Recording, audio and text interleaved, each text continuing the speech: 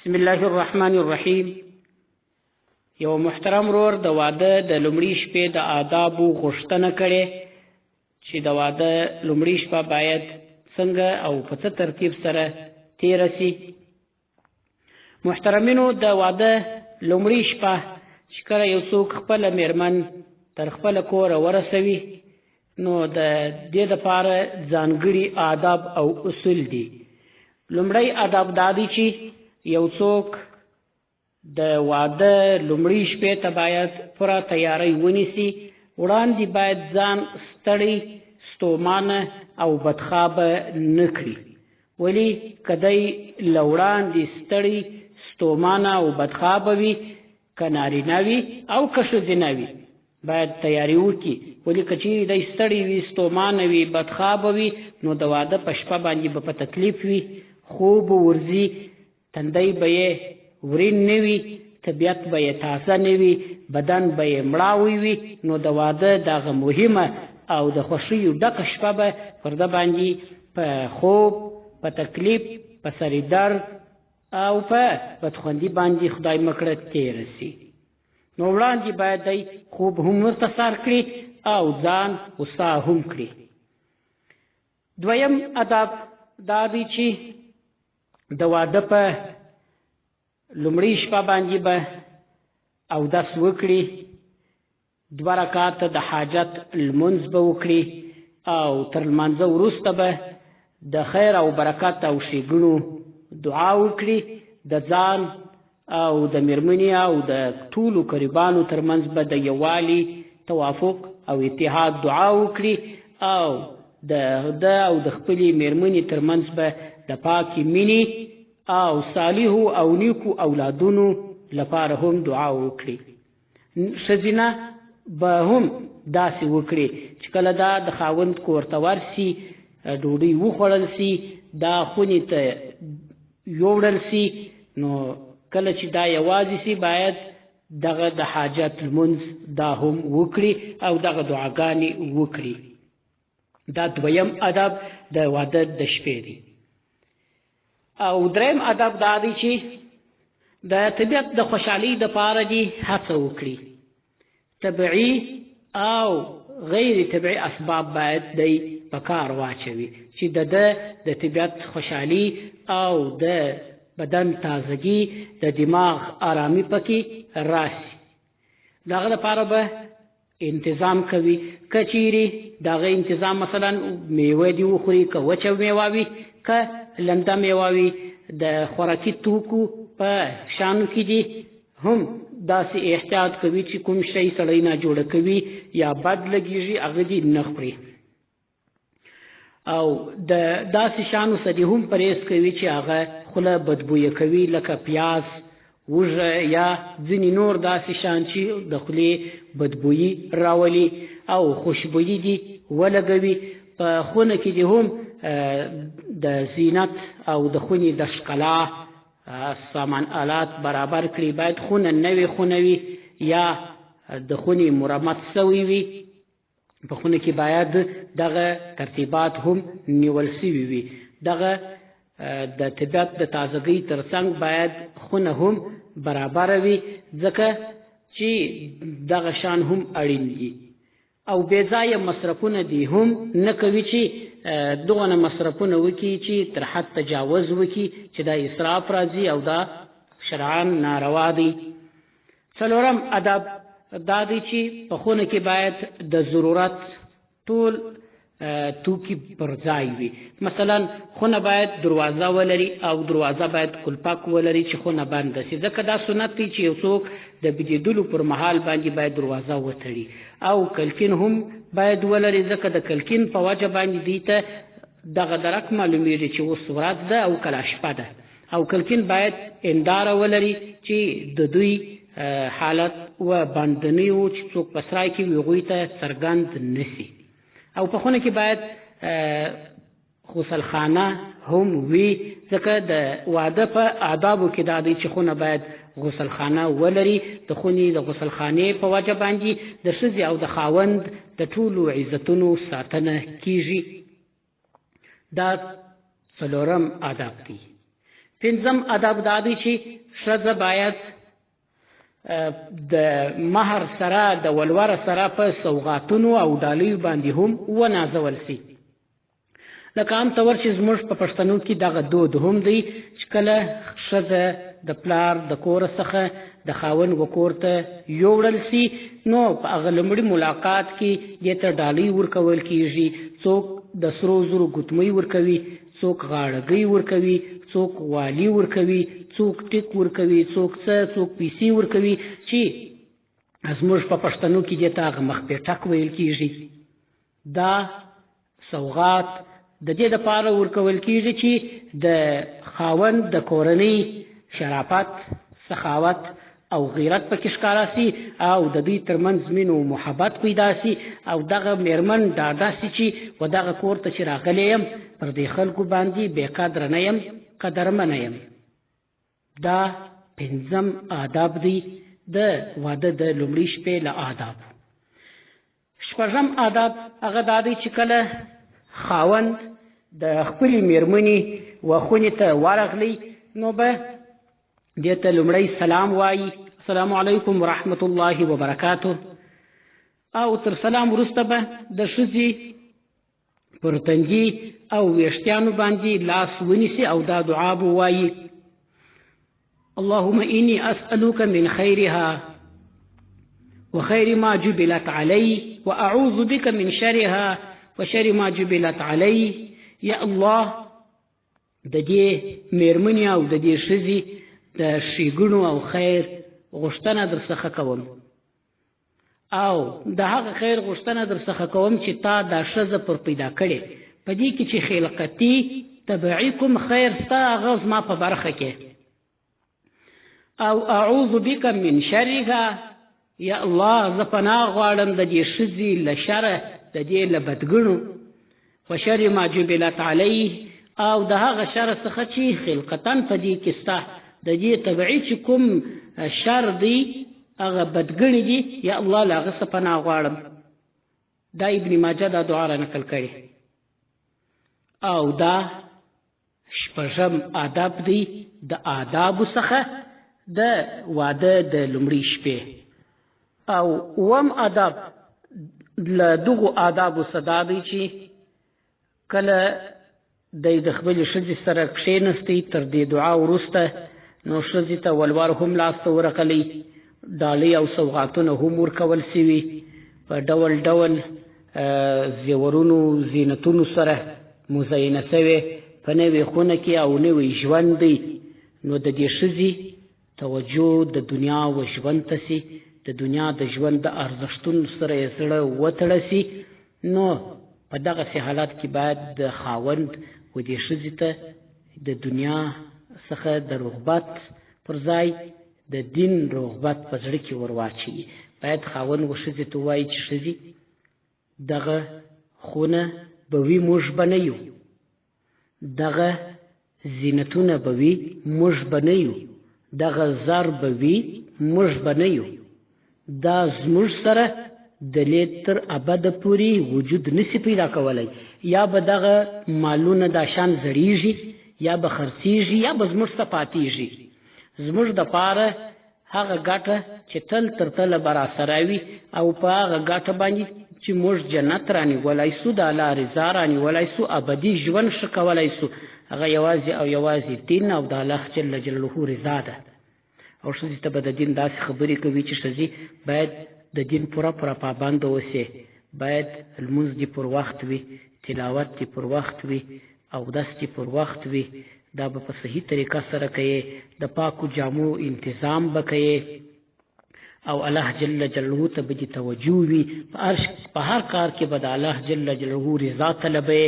دغه د دنیا ژوند، د دنیا خوندونه، د دنیا ښکلا دا موقتي ده، دا تلپاتې نه ده، دا د یو څو ورځو ژوند دی، دا له منځه ځي. نو ښځه به د دیندارۍ خواته راوبولي او ښځه به د دین و طرف ته مائله کي. دا پر خاوند باندې د ښځې حق دی او دا د دغه لومړۍ شپې اووم آداب دی. او اتم د دې خبرې به زیات خیال کوي چې خاوند او میرمن مخکې هیڅ نه وه، پردي وه، یوازې او یوازې دغه د نکاح تړون دی چې د دوی ترمنځ یې مینه او خپلوي و قرابت او تعلق ټینګ کړ. نو دغه د نکاح په ذریعه سره د دوی ترمنځ مینه او محبت پیدا سو.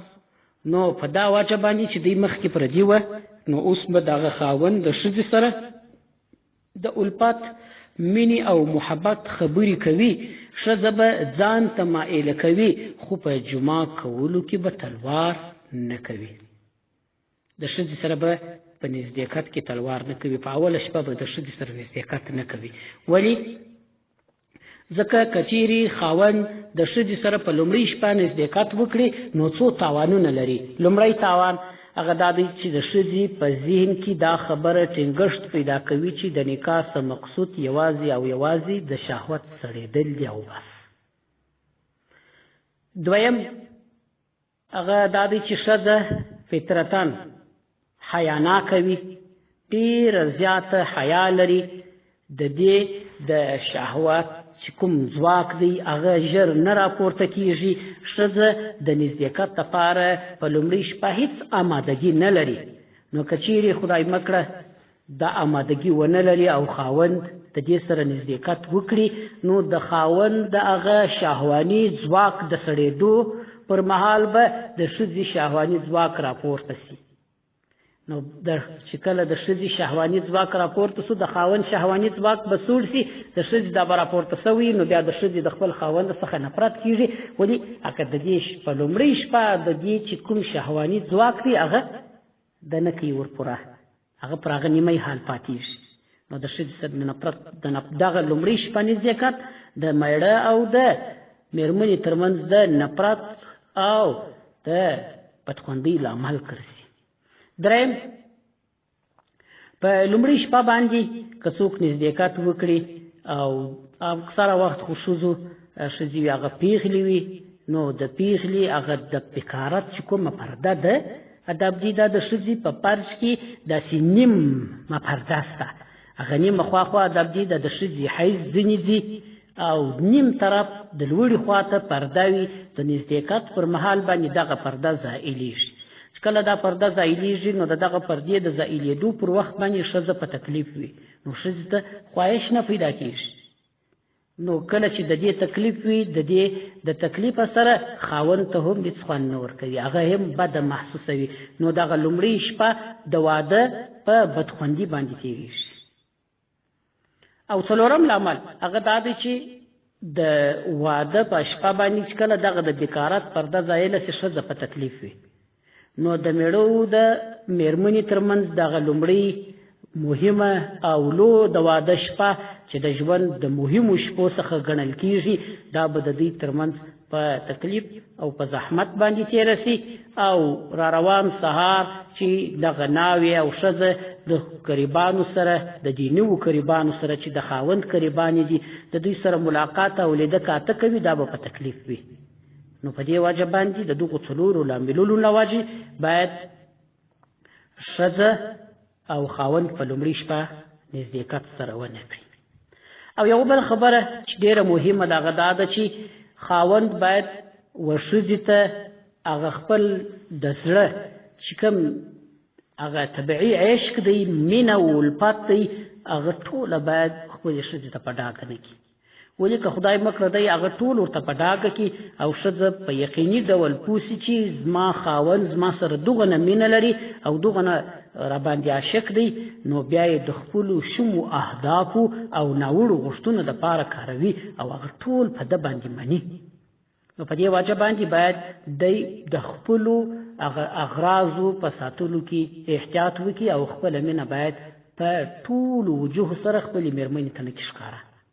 قرار دی د مینې اظهار ورته کوي او دونه دې بد اخلاقي او بدتمیزي هم نه ور مخته کوي ښځې ته چې ښځې ته د یو غلامې په حیث وګوري او دا د یو خادمې په څیر باندې کی او د ښځې ته داسې تهدیدونه ورکړي چې په دا لومړۍ شپه د ښځې څه زړه وکاږي او د ښځې د دغه واده او د ژوند څخه زړه ورتور کړي او ښځه په احساسي کمترۍ کې راسي او ځان یو حقیر او ډیر کمزوري مخلوق محسوس کړي. بیا په کور کې دا چې هر کار کوي هغه به پر مخ نه ځي، ځکه یو څوک چې په احساسي کمترۍ کې راسي نو بیا چې هر کار کوي په هغه کار کې به نقصان ځنې پیښیږي.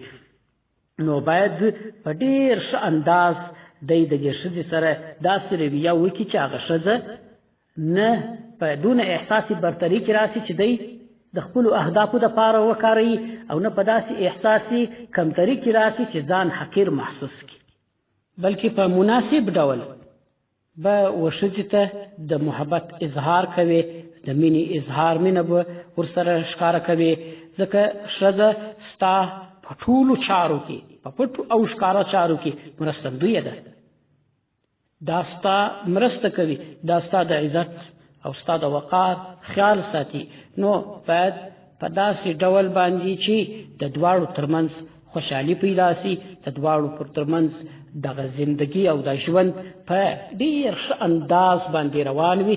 باید په داسې شکل باندې د ښځې سره ګزاره وسي چې نه ښځه حقیره او بده او کمزورې محسوسه سي او نه یو داسې څوک د ښځې څخه جوړ سي چې باره ستا د ټولو قریبانو څخه بد رویه کوي، د خواښې سره هم بد رویه کوي، د خسر سره هم بد رویه کوي، د اندور سره هم بد رویه کوي، د یوره سره هم بد رویه کوي، د لیورزیانو سره هم بد رویه کوي، د ټولو سره بد چلند کوي. داسې مخ به هم ښځې ته نه ورکول کیږي، ځکه که چیرې دغسې مخ ښځې ته ورکول سي هم تاوان کوي. باید د ښځې سره داسې زندګي وسي چې په کور کې د دې چلښت په صحیح طریقه باندې وي. او که چیرې د یو چا واده د یو داسې ښځې سره و چې هغه پیغله وه، د بکارت یې نه و ځایل سوی، نو په لومړي ملاقات کې د ښځې د بکارت ځایلیږي. نو باید خاوند په لومړي ملاقات کې د ښځې سره په ډېره نرمي او اساني او کم حرکت سره ملاقات وکړي چې هغې ته تکلیف پیښ نه سي.